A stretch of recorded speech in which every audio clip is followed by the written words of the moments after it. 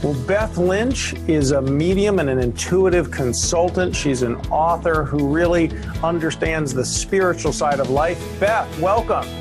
Hello, thank you for having me. Oh, you're very welcome. You're very welcome. And, so explain this to me. Can you explain how a medium can help others who are grieving or looking for insight? Absolutely.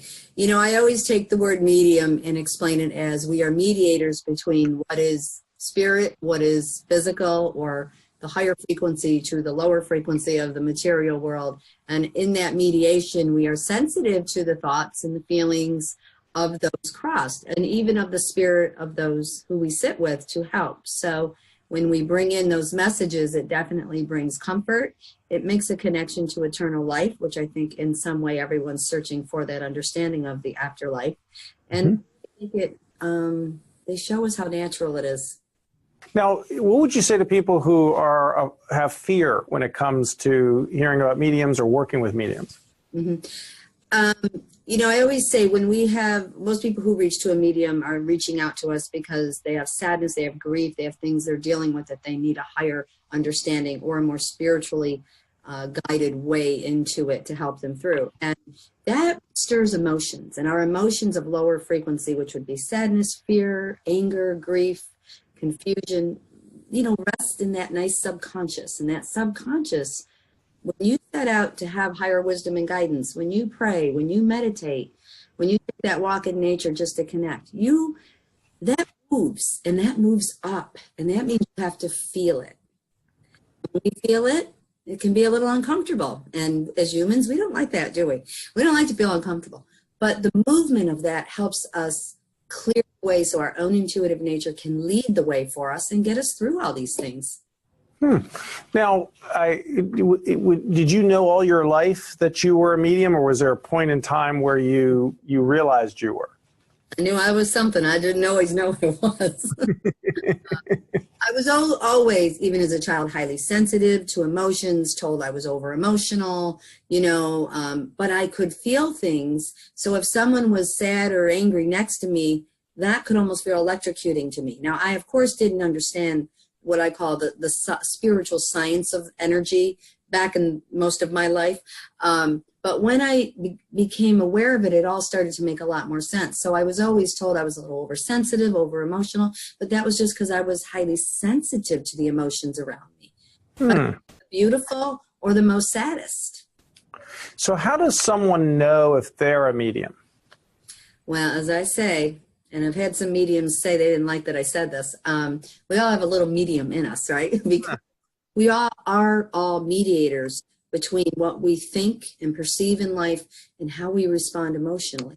So we're all doing this anyway. And then we have this beautiful intuitive nature that wants to guide us like an inner compass to the beauty of life, but also through the challenges in life. So we all are that, but some of us are, I think, and myself, certain circumstances in life got us to a place of, I always say, wanting to understand life and death. I really learned to understand the in-between.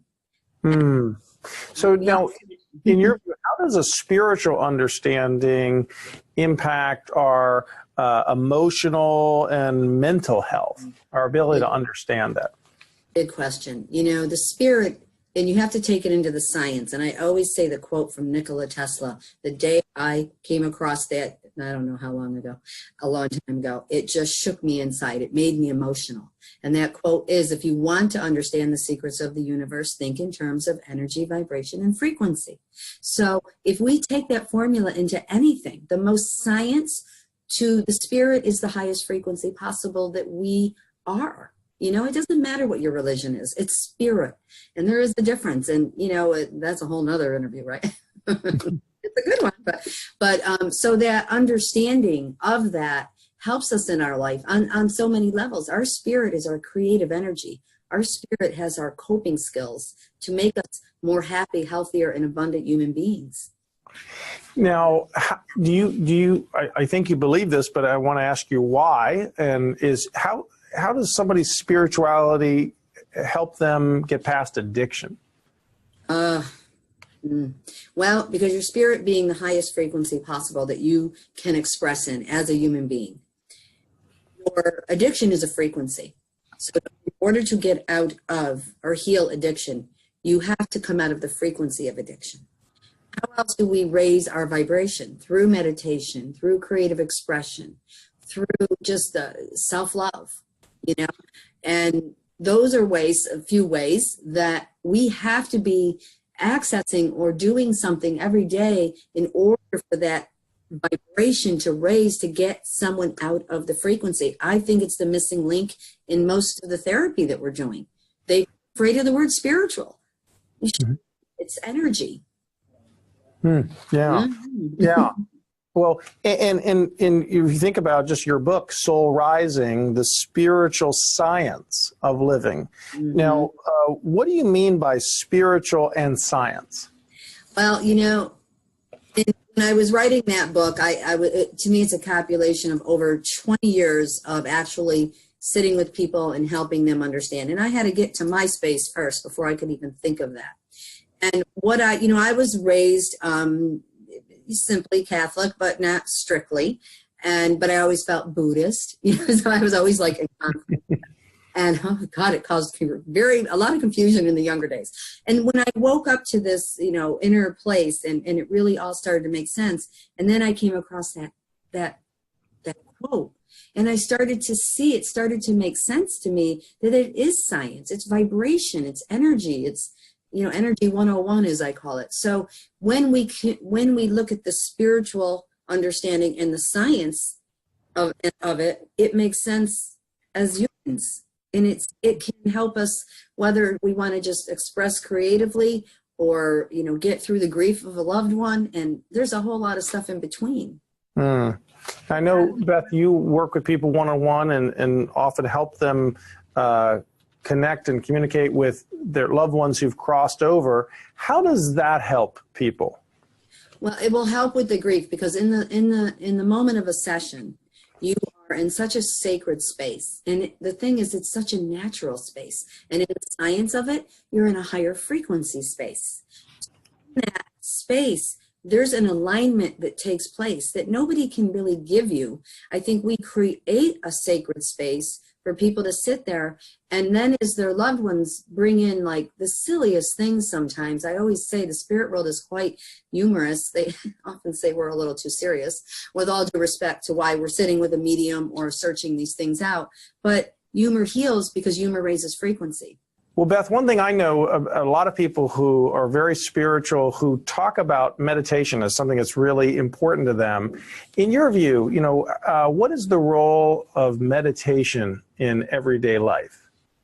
And I love to explain meditation as mediating between what we think and perceive in life and how we feel and how we respond emotionally. So in everyday life, we are constantly having thoughts and feelings. It's going on, and we're carrying sometimes the past with us. And when we meditate, we are going to become the mediator of what we're thinking and how we're responding emotionally.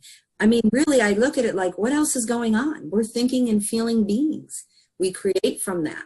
And, when you think of the law of attraction, if the vibration that you carry is created through your perception, your thoughts, and your emotional responses, then we have to understand that meditation, or mediating between what we think and what we feel throughout the day, it's happening anyway. Why not allow yourself to be the mediator yourself? Wow.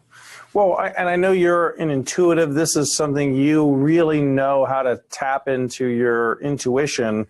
What about the rest of us? What for people who want to be happier, healthier, and have more abundance? How can people tap into their intuition to be able to, make better decisions and to kind of really follow that? Every day, just taking a moment to, I would say, mediate. Have a clear intention to sit for a few moments and just do some slow breathing. And, if you don't know what your source is or what you believe in that's out there, go to your own heart. Your heart energy carries the highest frequency anyway in you. And through self-love, you will activate that energy, there's our science, into resonating through your cells and the atmosphere around you, that beautiful aura that many people know of. And that's what the law of attraction is based on. So on a daily basis to just take a few moments. I always say first thing in the morning, you know, your eyes open, you're already going into thought.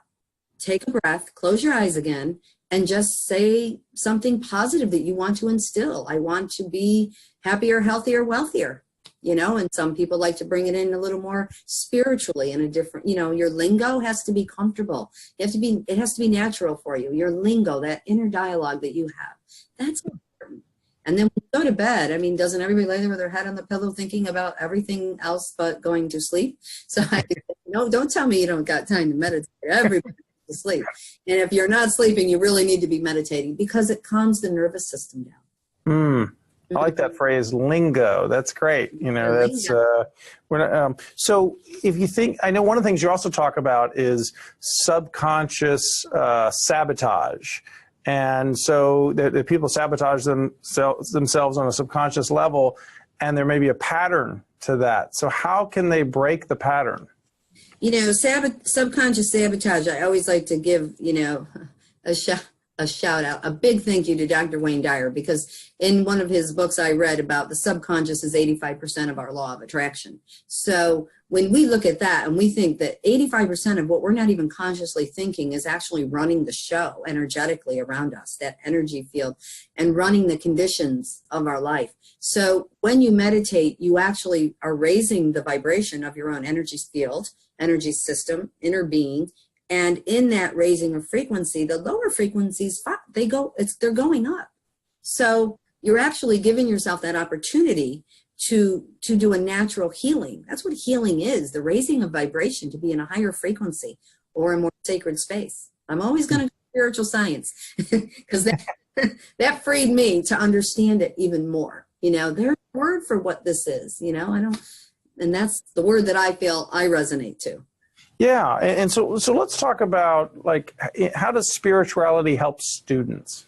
Oh, you know, I've volunteered for years, and when I saw what meditation did for me, just simple, you know, breathing and doing it every day, and I started realizing, you know, and all of a sudden I picked up a book to read it, and I was comprehending it, and I was very surprised because, you know, I'm 59 years old, so, you know, they didn't have a name for that non-able to comprehend back then. You know, I don't think they did anyway.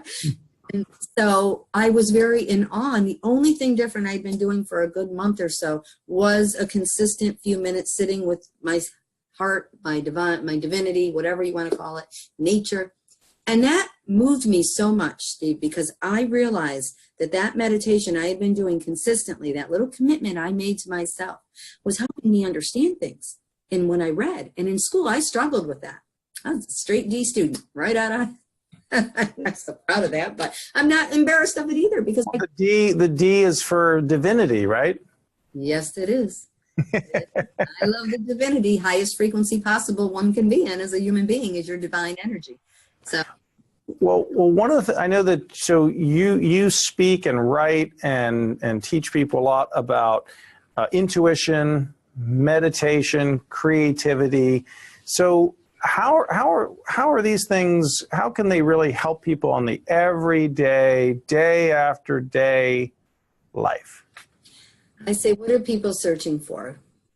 They want to they want to be creative. They want to create abundance, something they love every day. They want to feel love. They want to be healthy. And all these things are something people often search outside themselves for. When if you go in, your natural intuitive nature, your higher frequency nature, your spiritual nature is going to guide you to that creative expression, to that, you know, I can do that, or that maybe that book, you know, that you read that just moved you. And, you know, I read the book Anatomy of Spirit many years ago by Carolyn Mace. And I had no clue of what I was getting into. I read that book when it probably first came out. In that book, I said, well, oh, that's interesting. Anatomy and Spirit. I thought that was kind of a cool title. I had no clue who she was. I had never heard of her before. I'll read a paragraph. If I feel it, I'll get it, because that's how I always felt about books. And I read the book. I read the paragraph, and it said something about energy. And I kid you not, the word energy lifted off the page. It started beating to my heartbeat. And I started to like cry, like my eyes were tearing up. And I'm like, oh my God, what is happening? What does this mean? I know what this word means. And I, just by what I was feeling, I had no clue. And I would say that that was the first book that really opened me to understand spiritual and energy and emotions and thoughts, you know, and I wasn't taught that. And so getting back to the students, you know, I have a program in the high school now. We're going on our 3rd year, and I'm there 3 days a week, a few hours each day, just holding a room where the kids come in. We go into the breathing. We do some little visualization. They move through their anxiety. They'll say, my anxiety's gone. And, you know, they'll come in before a test. They just come in. They can come 5 minutes. They can come 45 minutes. And the room is there for them. And the kids, what they say, those things, it's just, it's helping me. I'm not having anxiety anymore. I'm getting through my homework easier. So when you have those, when you get that feedback from the students, you know how much it's helping them. You know, meditation now in a lot of schools for discipline. You know, it's on YouTube and you can Google it. And they're having amazing results with the effect of just mindfulness.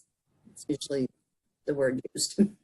Wow. People are just scared. You know, the minute you hear meditation, your cellular system knows something big's going on. So, then it's like, some people get anxious when they hear it. But once they do it, 3 minutes, the breathing, you're already on the way. Wow. Well, congratulations on your 4th book, Soul Rising, The Spiritual Science of Living. How can people find out more about you and be able to get your book and get more information? You can go right over to my website, innerlightteaching.com, Inner Light, and there's meditations on there to download as a gift. There's meditations to read, a lot of information about my classes and events and things. And the book is on Amazon, or you can go right to the website and get linked over to it. So, yeah, Soul Rising. Great. Well, Beth, thanks for joining me. Thank you for having me. It was a pleasure to meet you. So that's Beth Lynch, innerlightteaching.com.